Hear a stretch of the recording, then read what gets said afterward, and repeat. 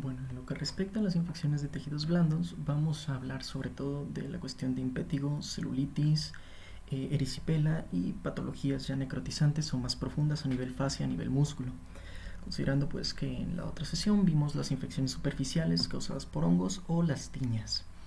De aquí pues hay que recordar que las infecciones de tejidos blandos han sido abordadas también según el contexto del paciente, siendo que algunos grupos proponen que la clasificación de estas infecciones, más que ser si son infecciones de piel o tejido blando, ya que esto realmente no nos habla si es tejido subcutáneo, fascia, músculo, si es necrotizante o no, incluya por un lado el carácter necrotizante. Aquí se propone utilizar el score o la clasificación, el RINEC, que nos permite, pues, por medio de datos de laboratorio, junto con datos clínicos, establecer si se trata de una patología necrotizante o no, la extensión anatómica, las características propias de la lesión, si es una lesión con purulencia, si es una lesión sin purulencia, si es una lesión abierta, si es una lesión todavía con sangrado activo, y también la condición clínica del paciente, sobre todo por la cuestión de los comórbidos que puedan afectar su recuperación. Siendo así, al menos la Sociedad de Cirugías de Emergencia, la Sociedad Mundial, sí hace la recomendación de tener estos 4 grupos, siendo el grupo 1 aquellos pacientes que tienen algún tipo de infección de tejidos blandos sin datos de toxicidad sistémica y sin comórbidos. El grupo 2 cuando existe afectación sistémica pero no hay comórbidos y el paciente está estable, o pacientes con comórbidos significativos para la recuperación, como podría ser diabetes mellitus, pero sin datos de afectación sistémica. Grupo 3, aquellos pacientes en estado tóxico, fiebre, taquicardia, taquipnea y o hipotensión. Y grupo 4, ya aquellos que tengan un síndrome séptico y amenaza a la vida por la misma infección.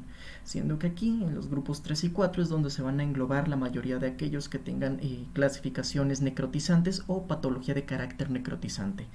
Y recordando también pues que esta clasificación, si bien no es compatible del todo con aquella de la Asociación Internacional para Pie Diabético, también puede ayudarnos dentro de la clasificación inicial, sobre todo considerando, además de estos datos, si el paciente tiene datos de osteomelitis o no.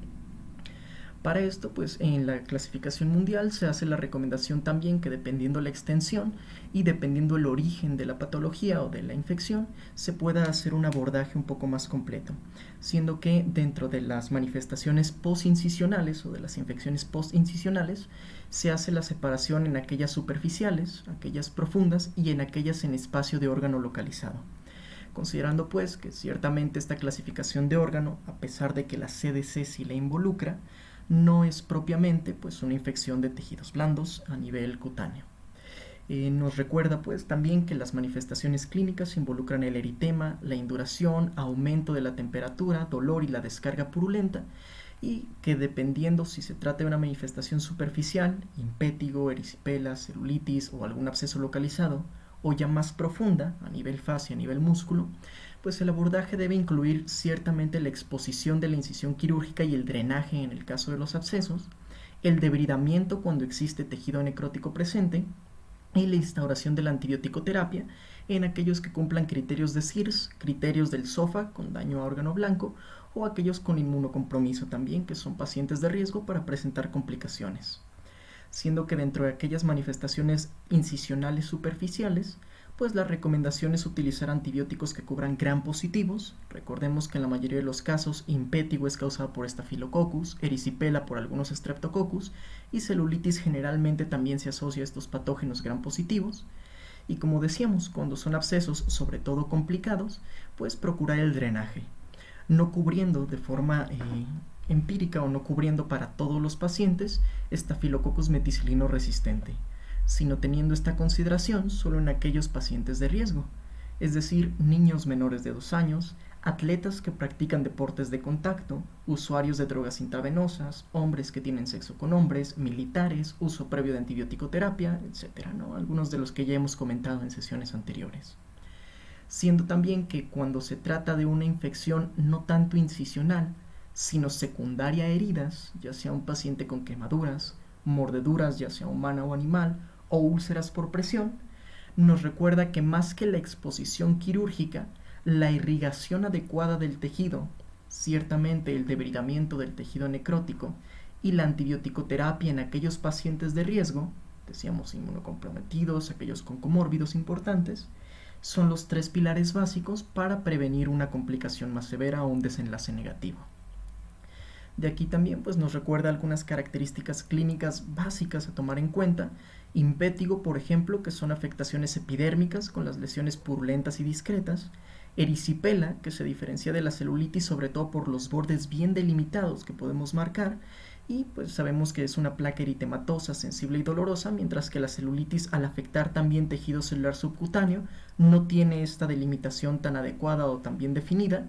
La inflamación local, y también por la misma afectación en tejidos profundos, la presencia de manifestaciones sistémicas como fiebre y leucocitosis.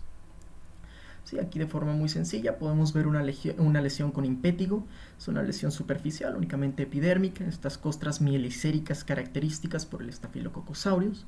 Aquí una lesión por erisipela, vemos ciertamente el tejido que está bastante eritematoso, edematoso, al tacto se va a encontrar caliente y pues claramente es muy bien delimitado dónde está la lesión.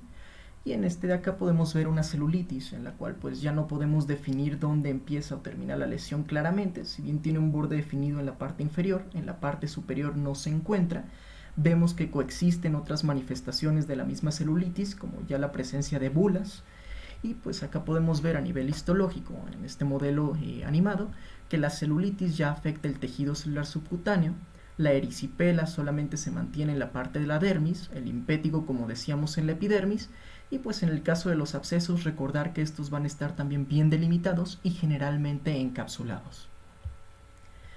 Para esto pues también se hace la diferencia y la clasificación respecto a la antibiótico-terapia requerida. Como decíamos, en aquellos pacientes de riesgo para Staphylococcus meticilino resistente, el tratamiento tiene que instaurarse 7 a 14 días, pudiendo ser un tratamiento vía oral, un tratamiento parenteral o iniciar un tratamiento intravenoso que cuando el estado del paciente lo permita, hacer el cambio por un manejo vía oral. Dentro de los principales, pues recordemos linezolid, tetraciclinas, tedizolid, el uso de clindamicina incluso o trimetoprim-sulfametoxazol. En el caso de los manejos intravenosos, pues vancomicina, teicoplanina, linezolid, que serían los de primera intención, dalbavancina, tedizolid como las nuevas opciones. Recordar por ahí algunos previos que habíamos comentado, como ceftarolina, ceftobiprol, e incluso pues considerar el uso de tigecyclina para pacientes con esta patología. Siendo que cuando no buscamos cubrir Staphylococcus meticilino resistente, realmente el tratamiento va dirigido por los resultados del cultivo de la lesión o de la herida. Y recordando también que estas guías, estas actualizaciones, nos hacen la recomendación de no realizar pruebas moleculares para el diagnóstico, sino que de primera línea se tiene que seguir considerando el cultivo, ya sea de producto de la lesión o ya sea directamente de raspado óseo, en el caso de que coexista con osteomielitis. También nos habla un poco pues, de las lesiones ya más profundas. Ahorita hablamos de las incisionales superficiales profundas, pero pues el otro caso serían las necrotizantes, en las cuales ya hay manifestaciones sistémicas, pudiendo llegar al estado de choque y amenaza a la vida, manifestaciones que pueden dividirse también según si es una lesión necrotizante tipo 1, polimicrobiana, tipo 2, monomicrobiana, o tipo 3 con gangrena gaseosa, en la cual sabemos va a existir también la presencia de las crepitaciones, ¿no? Dependiendo del tipo, pues también nosotros podemos hacer el tratamiento dirigido, pero recordar que a diferencia de los abscesos, cuando son no complicados, que solamente es el debridamiento o el drenaje sin antibiótico-terapia, o de las patologías incisionales, cuando son no complicadas, que solo puede llegar a utilizarse la antibiótico-terapia sin necesidad de un debridamiento cuando no hay tejido necrótico. Aquí, por la característica necrotizante, el abordaje tiene que ser ciertamente quirúrgico, lo más temprano posible, pero de preferencia que sean las primeras 12 horas, la antibiótico-terapia de inicio empírica y posteriormente dirigida, y el soporte orgánico, dependiendo de las manifestaciones sistémicas, decíamos taquicardia, hipotensión, estado de choque que presenta el paciente. Siendo también parte de las recomendaciones revalorar la lesión a las 12 a 24 horas y suspender el tratamiento antibiótico hasta 48 a 72 horas después de que ya no se requiere ningún abordaje de debridamiento y después de que tenemos una estabilidad sin datos de supuración. Para esto, las lesiones necrotizantes, más que ser causadas por gram positivos, se asocian con una combinación de gram positivos, gram negativos y anaerobios. Por lo que las recomendaciones incluyen para el caso de los gram positivos vancomicina, daptomicina, linezolid. Para el caso de los gram negativos, una terapia dirigida dependiendo del antibiograma local o la epidemiología local. Y para el caso de los anaerobios, se puede llegar a considerar el mismo abordaje del gram negativo y una vez teniendo el resultado del antibiograma, de escalar el tratamiento. Que como decíamos, si bien las características clínicas son clave para el abordaje clínico, en el caso de las lesiones necrotizantes, tenemos el score de los factores de laboratorio de riesgo como indicadores de la fascitis necrotizante, ¿sí? Que es el score de LRINF. Aquí los valores más considerados son, además pues, de los aspectos clínicos y de los aspectos radiográficos, la presencia de la proteína C reactiva elevada, el conteo de leucocitos, los datos a nivel de hemoglobina, sodio, creatinina, glucosa, siendo que un puntaje mayor o igual a 8 puntos nos habla de un alto riesgo para que se trate de una patología necrotizante. ¿Sí? Independientemente si es fascitis o no, se habla de la patología necrotizante con el mismo manejo quirúrgico, antibiótico y de soporte orgánico o sistémico para el paciente. El problema es que a pesar de que existen estas recomendaciones y estas guías, pues la realidad no se hace un abordaje adecuado, siendo que este artículo, que es del mismo año en el que se publican dichas recomendaciones, nos demuestra que la mayoría de los pacientes no recibe un apego concordante a las guías. No, por ejemplo, la hospitalización se realizó en el 20% de los casos de forma innecesaria, antibioticoterapia no recomendada hasta en el 71% de los pacientes con infecciones no purulentas y 68% con infecciones purulentas, los abscesos tratados con antibioticoterapia, aunque ya dijimos que lo ideal sería el drenaje, mientras que eso no se hizo, ambas situaciones en contra de las recomendaciones internacionales, cultivos innecesarios en el 30% de los pacientes que tienen datos de patología leve, y pues el absceso realmente siempre se enviaba por cultivo, a pesar de que esto no se aplica o no se explica en las guías, ¿no? Siendo que realmente el tratamiento compatible con lo que acabamos de mencionar solo se presentaba en 1 de cada 5 pacientes. Y aquí podemos observar, celulitis realmente el 30% fueron los que recibieron un tratamiento adecuado, abscesos un 17%, infecciones de heridas un 5%. Hospitalizaciones innecesarias, el 18% de los pacientes con celulitis, alta del paciente cuando se tenía que hospitalizar, el 15% de aquellos con celulitis, antibióticos de forma innecesaria e inapropiada, casi en el 100% de los pacientes con celulitis, la ausencia del drenaje cuando se tenía que realizar en el 17% de los pacientes con absceso, y pues el cultivo cuando no estaba indicado también en 1 de cada 5 personas. ¿No? Entonces sí es importante tener esas consideraciones pues, de las guías de manejo para evitar precisamente tener este bajo apego. Y al dar antibiótico-terapia innecesaria, pues vemos en el 99% de los pacientes, propiciar el desarrollo de resistencia bacteriana. La otra actualización significativa, que se publica casi 2 años después, es la de la Asociación o la Federación Internacional para Pie Diabético. Sí, estas guías para pie diabético pues, nos permiten también tener una clasificación ya dirigida a los pacientes que, como su nombre lo dice, tienen este comórbido, que sabemos va a impedir también una curación adecuada de las heridas y los va a poner en un riesgo aumentado o con un aumento de susceptibilidad de desarrollar infecciones. De aquí, pues el primer punto que se menciona en estas 25 recomendaciones es que la clasificación sea utilizando la escala propuesta por este mismo grupo de trabajo internacional para el pie diabético. Sí, entonces la escala nos hace la clasificación en 4 grandes grupos. Pacientes que ya tienen la infección serían grupo 1 sin la infección cuando no hay datos, pero con la infección cuando ya existen datos leves, moderados o severos, siendo que los datos pues, que nos hablan de la presencia de infección serían, como habíamos comentado, el edema o la induración, eritema de más de medio centímetro alrededor de la herida, sensibilidad o dolor de forma local, aumento de la temperatura de forma local o descarga purulenta. Cuando existen estas manifestaciones ya consideraríamos también al paciente como infectado y en ausencia pues de otros datos de patología inflamatoria como un traumatismo, gota, neuroosteoartropatías, fracturas, trombosis, etc. Como decíamos entonces, el grupo 1 serían aquellos pacientes que no tienen infección, sería lo ideal para todo paciente con diabetes mellitus. Grupo 2, cuando no hay manifestaciones sistémicas. Grupo 3, cuando existen algunas alteraciones ya de mayor severidad, es decir, que el eritema se extienda más de 2 centímetros alrededor del margen de la herida, situación pues que no está presente en el grupo 2, o cuando la afectación es ya a nivel profundo en tejido celular subcutáneo, fascias, músculos, articulaciones o hueso. Y grupo 4, cuando es una infección severa en la cual ya hay manifestaciones sistémicas. Sí, siendo que estas manifestaciones pueden involucrar los criterios del CIRS o pueden involucrar también, ya en la actualidad se recomienda, los criterios del SOFA para hablar de daño a órgano blanco. Y agregando una O a los grupos 3 o 4 cuando existe la afectación a nivel de hueso o cuando existe osteomielitis. ¿Sí? Entonces podemos tener pacientes en clasificación 1, 2, 3, 3O, 4 o 4O.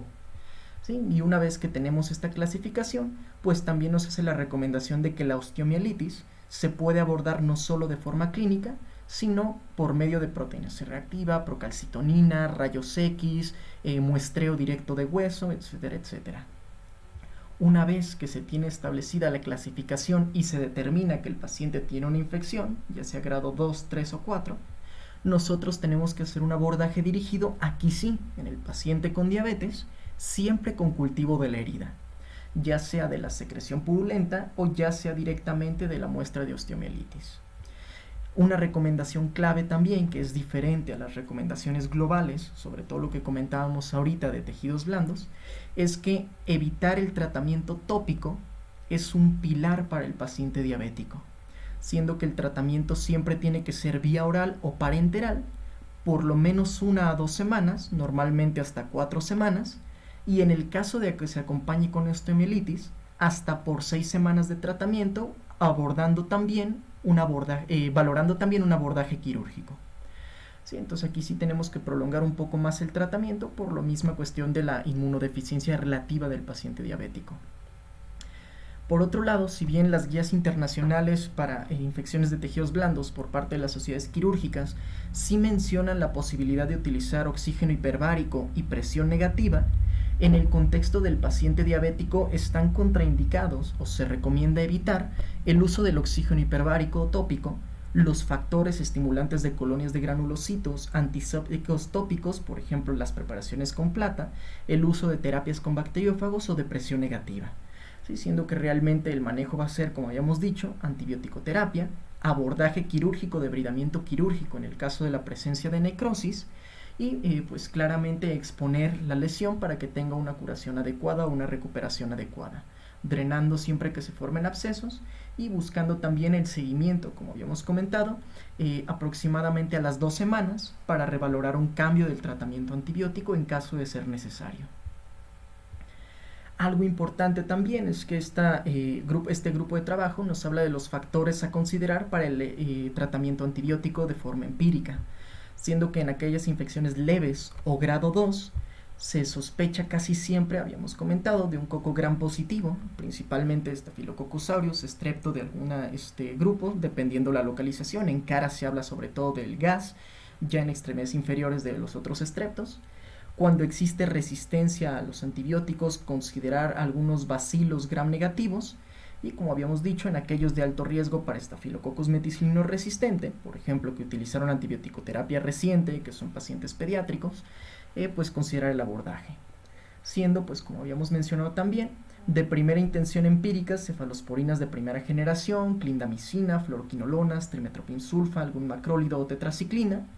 Ya cuando hay sospecha de un bacilo gram negativo, considerar agregar un beta-lactámico con inhibidor de beta-lactamasas, por ejemplo amoxicilina clavulanato, o incluso considerar el uso de ampicilina sulbactam, trimetoprim-sulfa o quinolona, y para Staphylococcus meticilino resistente, pues ya la terapia dirigida con linezolid, con vancomicina, doxiciclina o un macrólido.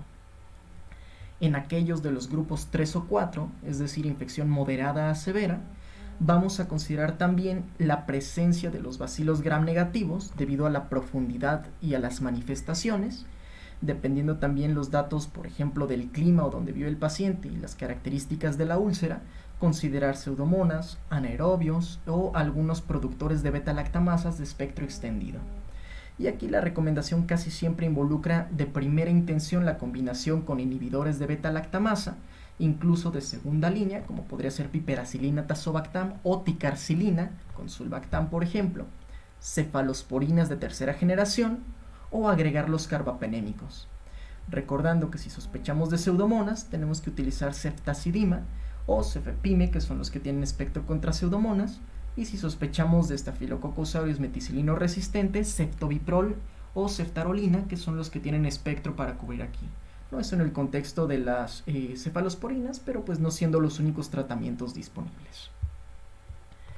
Como habíamos dicho también, ya una vez que buscamos de forma dirigida la presencia de osteomielitis, pues hay características radiográficas y clínicas. Dentro de la clínica mencionamos, por ejemplo, las crepitaciones, la gangrena gaseosa o las infecciones profundas, mientras que de forma imagenológica, pues la pérdida de la corteza a nivel del hueso, erosiones óseas, demineralización, pérdidas o afectaciones locales de demineralización a nivel trabecular o reacciones periósticas nos pueden hablar, por ejemplo, de esta afectación. ¿No? Anormalidades también a nivel de los tejidos blandos, esclerosis ósea, el secuestro directamente, que es la devitalización ósea con un aumento o alteraciones en la densidad y una separación entre el hueso normal y el hueso afectado, el involucramiento en diferentes capas, habíamos comentado, ya sea a nivel cortical o a nivel trabecular, y pues las cloacas que se pueden también generar como aperturas por las cuales va a empezar a presentarse un drenaje importante, una purulencia y tejido de granulación. ¿Sí? Entonces estas características, como decíamos, tanto imagenológicas como clínicas, pues nos ayudan a hacer el abordaje ya de una patología moderada a severa, acompañada de osteomielitis, que requiere de un tratamiento específico, tanto a nivel quirúrgico, que puede llegar a ser hasta la amputación, como a nivel de antibiótico-terapia, que es uno de los tópicos que vamos a mencionar en el tema de osteomielitis próximamente. Este mismo grupo de trabajo pues propone su algoritmo de abordaje. Un paciente diabético tenemos que valorar directamente que no existan alteraciones en el pie, sabemos neuropatías, sabemos enfermedad arterial periférica, enfermedad arterial distal, la presencia de algún comórbido importante además de la diabetes, que esté en metas tanto de control glicémico como metabólico en general, dislipidemia, hipertensión, obesidad, y pues valorar si tiene una herida, el tipo de herida del que se trata. Es una herida limpia, es una herida con datos de necrosis, es una herida ya debridada, es una herida con purulencia, es una herida que tiene, como habíamos dicho, una afectación tipo eritema a más de 2 centímetros, a menos de 2 centímetros, si necesitamos una valoración quirúrgica, etcétera, etcétera. ¿No? Ya una vez que lo clasificamos, decíamos puede ser una infección leve moderada, una infección severa. Una infección severa sí se tiene que hospitalizar, una infección leve moderada tenemos que hacer la valoración dependiendo los datos que presente y pues posterior a empezar el tratamiento, ya habíamos dicho ya sea ambulatorio o ya sea directamente en el hospitalizado, revalorar al paciente en la primera semana. Si está mejorando podemos deescalar o dirigir el tratamiento antibiótico, podemos seguir monitorizando hasta que se cura la infección y se cura la herida.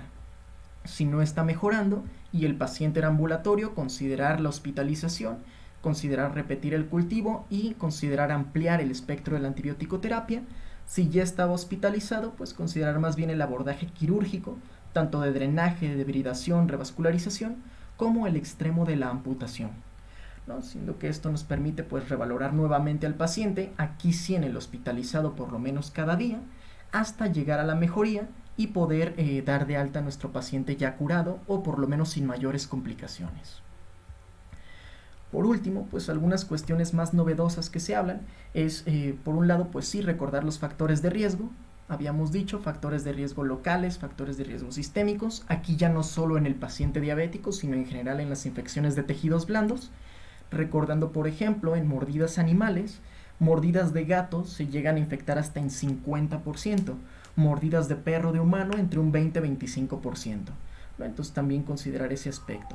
Quemaduras, la extensión y profundidad de las mismas, si la herida es posquirúrgica, si es incisional, si está contaminada, la perfusión y datos de vascularidad periférica o de vascularización periférica, comórbidos, obesidad, diabetes, hipertensión. El paciente, si estuvo expuesto a algunos otros factores, si hay presencia de algún cuerpo extraño, y pues de forma sistémica habíamos dicho cirrosis, diabetes, VIH o cualquier tipo de inmunocompromiso. Una vez que nosotros tenemos esa clasificación e identificación, pues el mismo factor de riesgo nos puede orientar también al patógeno causal. Por ejemplo, una celulitis, habíamos dicho, Staphylococcus aureus, algún estrepto del grupo A beta hemolítico, pero si es un paciente o usuario de drogas intravenosas, pues Staphylococcus es lo más común, ¿no? Similar a lo que mencionábamos en endocarditis. Estuvo expuesto a agua contaminada y tiene gangrena gaseosa, vibrobulníficos o aeromonas hidrófila es lo más común. Fue una mordida humana, pasteurela o capnocitofaga. Fue una mordida animal, capnocitofaga sobre todo en perros, pasteurela en perros gatos. Fue una mordida humana, pues patógenos que se encuentran en la microbiota oral. Si fue una herida quirúrgica, pues dependiendo también el tipo de herida, por ejemplo, si fue de tracto genitourinario, tracto gastrointestinal, si fue una cirugía a nivel del mismo tejido blando o de trauma y ortopedia, pues pueden ser anaerobios, enterococcus, gram negativos, gram positivos, E. coli. Ya en el caso de la fascitis necrotizante, habíamos dicho puede ser polimicrobiana, puede ser monomicrobiana o puede ser una mionecrosis, que es cuando se trata ya de la gangrena gaseosa, o también se habla de una mionecrosis clostridial, sobre todo por Clostridium perfringens. Paciente diabético, pues ya habíamos comentado, dependiendo el tipo también de severidad en la úlcera. Pacientes cirróticos, Klebsiella por excelencia, y pensar también en Campylobacter fetus y Capnocitofaga. Y pacientes con neutropenia, sobre todo neutropenia febril, pensar en Pseudomonas aeruginosa o cualquier otro bacilo gram negativo. Entonces, tomar en cuenta esos factores pues nos va a orientar bastante. Neutropénico, yo ya sé que voy a tener que cubrir preferentemente con un carbapenémico o algún medicamento que cubra Pseudomonas. Una infección del sitio quirúrgico, pues sé que tengo que cubrir gram positivos, gram negativos. Fascitis necrotizante monomicrobiana, pues sé que tengo que ir por ese patógeno específico. Celulitis, habíamos comentado, en algunos casos no requiere el tratamiento antibiótico, pero cuando lo requiere, pues también ya sé que tengo que irme, por ejemplo, con clindamicina o con algo que cubra Staphylococcus y Streptococcus, ¿no? Entonces esto nos va a ayudar bastante en el sentido del tratamiento. Siendo que pues los datos clínicos de laboratorio, como el score que habíamos mencionado, radiológicos, como los que habíamos mencionado en cuestión de rayos X, pero también en cuestión imagenológica a nivel ultrasonido, a nivel tomografía o a nivel resonancia, nos pueden permitir pues dirigir el tratamiento y la duración del mismo. Recordando también que se recomienda el cultivo dependiendo si es una herida abierta, si es una herida cerrada pero que se contaminó, si es piel ulcerada, si es una herida que requiere el drenaje o si el paciente ya tiene un síndrome sistémico, por ejemplo sepsis o de infección tipo bacteremia. Entonces esto también nos orienta a dónde vamos a tomar el cultivo para poder dirigir el tratamiento. Y pues como decíamos, las guías también tienen diferentes recomendaciones dependiendo de la complicación que se llega a presentar en la infección de tejidos blandos, ¿no? Por ejemplo, en las infecciones profundas, pues sí, el debridamiento quirúrgico, cubrir Staphylococcus meticilino resistente y cuando es una infección no purulenta, pues un beta-lactámico que también llega a cubrir, ¿no? Aquí hablando sobre todo de pacientes con infecciones ya complicadas. La Sociedad de Infecciones Quirúrgicas, que son las primeras recomendaciones que vimos, ya decíamos, sí recomiendan también el drenaje, recomiendan también la debridación en caso de tejido necrótico, pero ellos sí hablan de que no vamos a cubrir Staph meticilino resistente en todos los pacientes. El grupo italiano para las infecciones graves, pues nos habla sobre todo de utilizar la terapia con presión negativa o la terapia con aspiración para el debridamiento quirúrgico y para también el drenaje de las infecciones profundas. Algunas otras sociedades pues ya nos hablan del tratamiento temprano, el tratamiento retrasado después de estabilizar con antibiótico-terapia, pero casi todos concuerdan en el manejo que vamos a realizar, sobre todo en la sospecha de Staph meticilino resistente para las infecciones complejas. Siendo que los nuevos antibióticos disponibles, pues además del linezolid, además de daptomicina, además de tigecyclina, incluyen ya nuevas presentaciones de dalbavancina, del tedizolid y de la oritabavancina, para poder nosotros cubrir a los estreptos del grupo Viridans, Staph aureus, otros estreptos de los grupos A, B, C y G, e incluso algunos otros patógenos como las enterobacterias. Sí, los valores que se representan aquí serían las concentraciones inhibitorias mínimas para hablar de que es sensible, por ejemplo, menos de 4, menos de 2, menos de 1, menos de 0.5, o de que es resistente, más de 2, más de 0.5, más de 0.03 a dicho antibiótico.